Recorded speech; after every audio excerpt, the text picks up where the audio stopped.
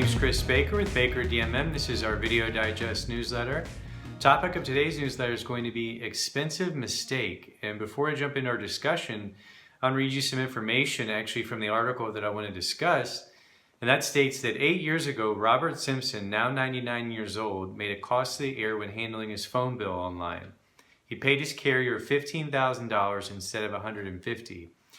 And that was from a Wall Street Journal article, came out I think in 2014. And in summary, basically the article talks about people that are aging, people that have disabilities, people that have some sort of physical or cognitive impairment, and they need assistance with their day-to-day financial management, or in other words, their daily money management.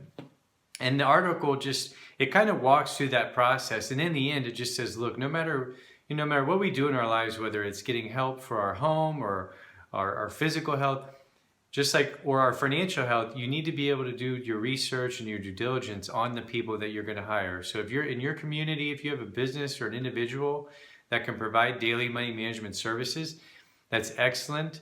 But you just need to be able to check on these people and make sure that they're professionals and they're licensed, and they're going to handle your loved one and do the right thing and handle all their financial interests and have their best interests at heart when they're working with your loved one.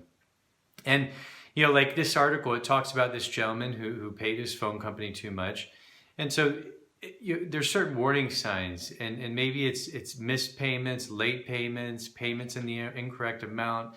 Maybe you go to your loved one's home and their utilities are being cut off, or maybe they're just very, very super unorganized and you see mail stacked up all around their house.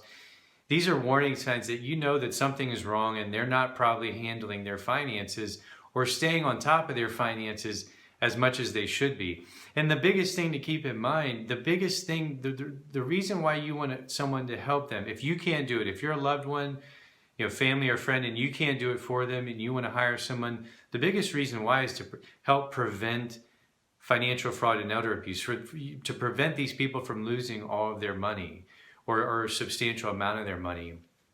So you realize they need help, and then you go into your community, you find out that there's a business that offers daily money management like a Baker DMM. Maybe it's a CPA or an accountant, or someone who's licensed as a daily money manager through ADAM, which is the American Association of Daily Money Managers.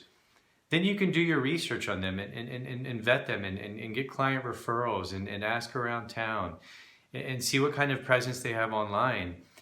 Because even if someone's helping your loved one, someone still needs to be checking their work. And that's what this article goes through, that these providers and these people helping provide these services, they're super intimate, they're super involved in the person that they're helping.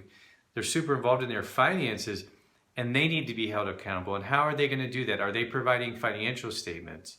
Are they providing some sort of way that is transparent, that you can see their service and you know what they're doing for that individual? And can they provide that data? We recently went through that with one of our new clients, that they had a provider that was helping them before we came along. And then when they had their closeout meeting, because the relationship didn't work out in the long run, they had no financial records. They didn't have accurate day-to-day, week-to-week, month-to-month financial records for that individual. And that's 95% of their service is bookkeeping, keeping up with cash in, cash out, and understanding where the money's going. And they couldn't provide those records. So if that's not being done, that's a huge warning sign that you're not getting the proper and necessary help to help protect these individuals' money. So someone needs to be holding these people accountable. And then you could probably figure this out through the vetting process, but do they have insurance? Do they have professional insurance?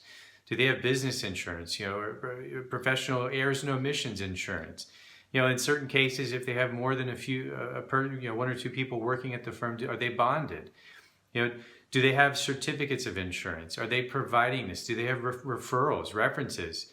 Can they provide that information? Are they licensed? Are they licensed in the state that they're operating in? Like if it's a CPA, a certified public accountant, they should be licensed with the state board, and you should be able to research and see if their license is active. These are all things that you can do to help not only identify, if someone has a problem and you think they need help, then you can go into the community to find the help. If you can't do it on your own, or your other family members can, or other friends can, you go into the community, you find someone that can give them the help. Then you got to hold those people accountable and make sure that they're being transparent, make sure they're doing their job, make sure their fees are okay. And that way you're really, in the end, protecting this person. And kind of like back to the beginning of our article, you're helping prevent expensive mistakes from happening to that person.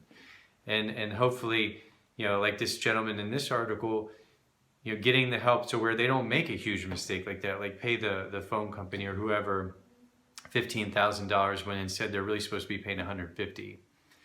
So if you found this information interesting or helpful, please feel free to share it on your social media channels. This could be with your family, your friends, whoever you think might benefit from viewing the information. If you ever have a question you'd like for me to answer in one of our upcoming newsletters, go to our website, www.bakerdmm.com.